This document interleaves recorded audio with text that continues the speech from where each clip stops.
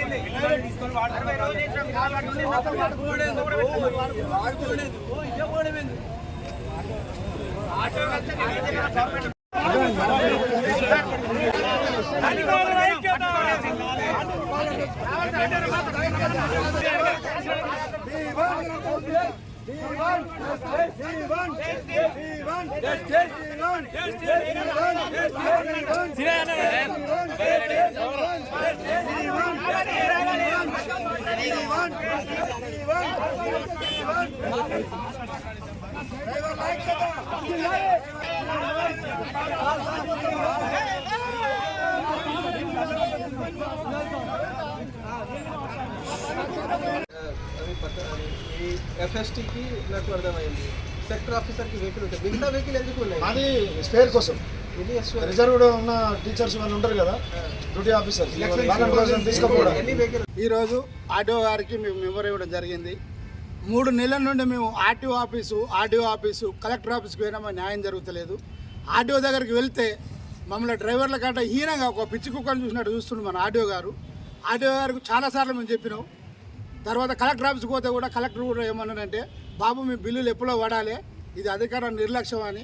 మేము ఆర్టీఓ దగ్గరికి పైన ఎమ్మెల్యే ఎలక్షన్లకు కూడా మా ఆర్టీఓ గారు 12 రోజులు బండ్లు ఎలక్షన్లకు పెడితే 10 రోజులకు బిల్లు కొడతారంటూ, ఒకరోజు బిల్లు కావాలని చెప్పేసి మమ్మల్ని బాగా చెప్తాడు.